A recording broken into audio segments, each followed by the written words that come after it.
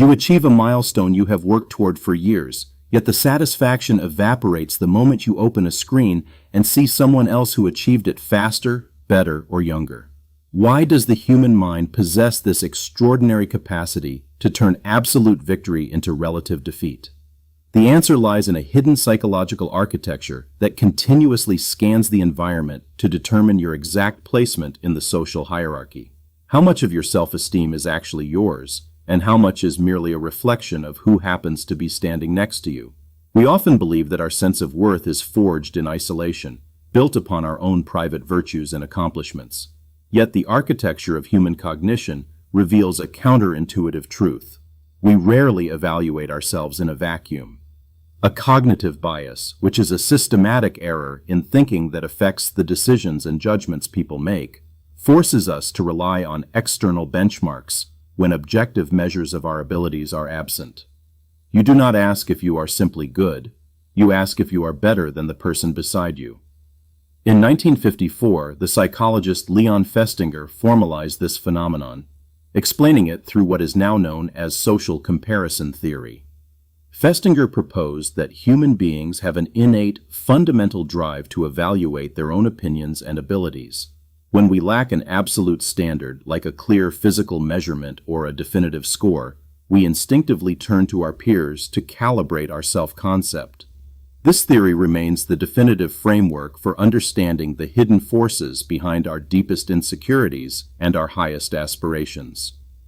This psychological benchmarking served a profound evolutionary purpose. For our ancestors, accurately assessing one's strength, intelligence, or social standing relative to the tribe was a matter of survival, dictating the allocation of resources and mates. Today, however, this ancient survival mechanism operates in an environment it was never designed to navigate.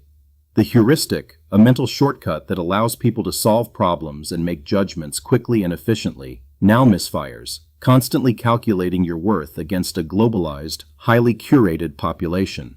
Festinger identified two primary directions in which this evaluation flows, the first being upward comparison. This occurs when you measure yourself against individuals you perceive as superior in a specific domain, whether that is wealth, intellect, or physical fitness. While this can sometimes inspire motivation and provide a blueprint for personal growth, it frequently acts as a corrosive agent. Constantly gazing upward can breed a pervasive sense of inadequacy, as the gap between your current reality and their perceived perfection feels insurmountable. The shadow of that upward gaze profoundly impacts baseline self-esteem.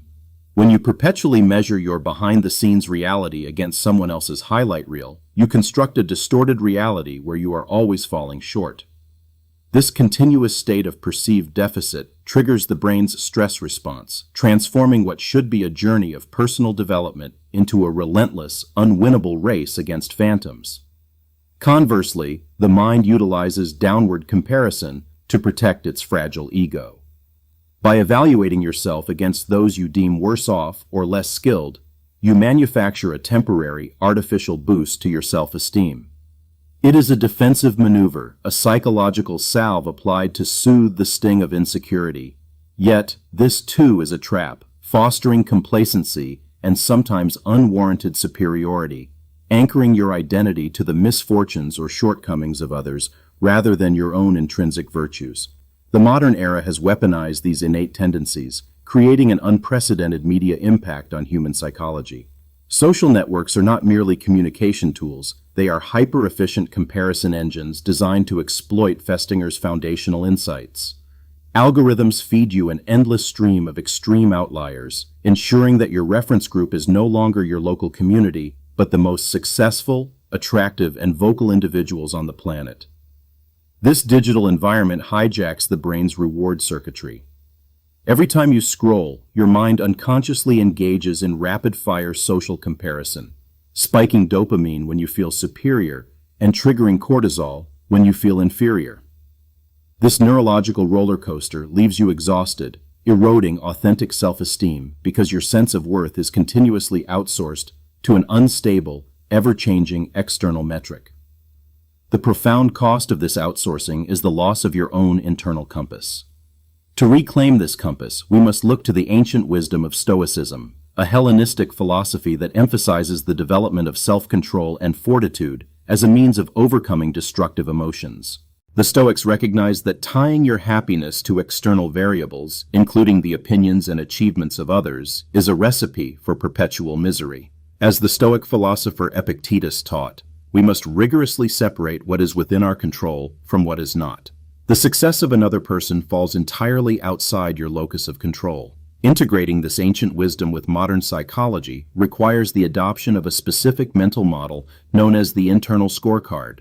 A mental model is a conceptual framework that helps you understand life, make decisions, and solve problems.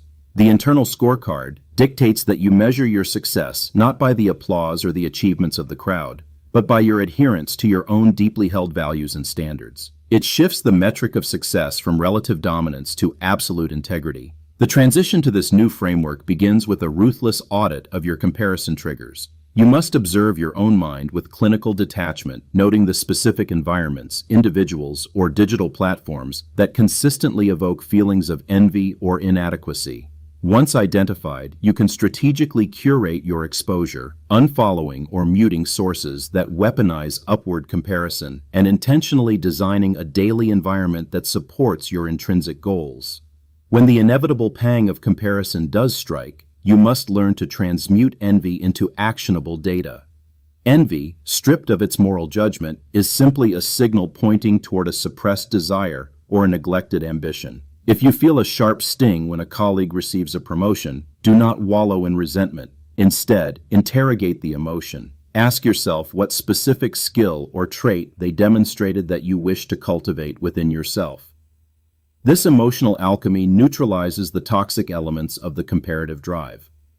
By viewing the success of others as a diagnostic tool rather than a personal indictment, you dismantle the zero-sum illusion that someone else's victory diminishes your own potential.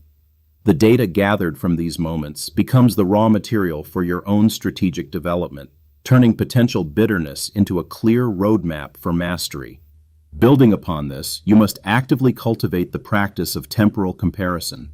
Instead of looking sideways at your peers, you must look backward at your former self. This is the only valid metric for personal growth. Are you more disciplined, more empathetic, or more skilled today than you were 1 year ago? By making your past self the sole benchmark for your progress, you ensure that your self-esteem is built on a foundation you actually control. To reinforce this temporal focus, implement a daily habit of evidence collection. At the end of each day, document 3 specific ways you acted in alignment with your internal scorecard, regardless of external outcomes. This practice leverages neuroplasticity, slowly rewiring your brain to seek satisfaction from behavioral integrity rather than social validation. Over time, this daily documentation builds an undeniable portfolio of authentic self-worth. Society often preaches that competition is the ultimate driver of excellence, suggesting that without the burning desire to outpace our neighbors, we would stagnate. But this is a dangerous miscalculation. External competition may produce short-term bursts of effort, but it is a fragile fuel, highly susceptible to burnout and disillusionment. True, enduring excellence is almost entirely an internal phenomenon, driven by an obsessive commitment to mastering one's own craft. Consider a master craftsman working in solitude. Their dedication to refining their technique does not stem from a desire to destroy a rival, but from a profound respect for the medium itself. When you apply this mindset to your own life, the noise of the crowd fades. You stop asking how your career trajectory compares to your university graduating class, and you start asking if your current work represents the absolute edge of your own capabilities. Theodore Roosevelt famously observed that comparison is the thief of joy. He understood that the moment you allow another person's journey to dictate the value of your own, you surrender your autonomy. This historical insight perfectly mirrors Festinger's later empirical findings. Both the statesman and the scientist arrived at the same inescapable conclusion. Measuring your soul with someone else's yardstick guarantees a life of perpetual dissatisfaction. The Growth Codex demands that we synthesize these insights into a unified strategy for living. We acknowledge the biological reality of our comparative instincts, but we refuse to be enslaved by them. We recognize the unprecedented challenges posed by modern digital environments, and we respond with deliberate, tactical friction. We take the raw, evolutionary drive to measure ourselves, and we redirect it inward, forging a self-esteem that is resilient, authentic, and entirely self-generated. Tomorrow morning, before you allow the world to dictate your worth through a screen, take 10 minutes to define your own metrics for a successful day. Write down the specific actions, attitudes, and disciplines that will make you proud of yourself by nightfall. This proactive strike sets the terms of engagement, ensuring that you enter the social arena anchored to your own values, rather than drifting on the currents of public opinion. As you pursue long-term ambitions, sever the link between your goals and social status. If your objective is to write a book, launch a business, or achieve physical health, articulate the reason entirely in terms of personal fulfillment and capability. When the goal is decoupled from the desire to impress or outshine others, it becomes immune to the fluctuations of the social hierarchy. Your motivation becomes a sustainable, renewable resource. There is a profound liberation in stepping off the comparative treadmill. When you no longer need to be better than anyone else to feel good about yourself, a vast reserve of mental and emotional energy is suddenly freed. You can celebrate the brilliance of others without feeling diminished. You can acknowledge your own flaws without feeling worthless. You begin to experience life not as a frantic competition, but as a deeply personal exploration of your own potential. It is time to reclaim the narrative of your own life. Stop outsourcing your self-worth to algorithms, societal expectations, and the curated illusions of strangers. The only person you are destined to become is the person you decide to be. Embrace the discipline of the internal scorecard. Transmute your envy into instruction, and commit to the relentless, quiet work of outgrowing your former self. Understanding the mechanics of how we evaluate ourselves is the first step toward genuine freedom. By dismantling the hidden forces that drive us to look sideways, we unlock the clarity required to look forward. This is the ultimate mastery of the self. To stand firmly in the truth of your own progress, unbothered by the shadows of others, illuminated entirely by the light of your own enduring growth.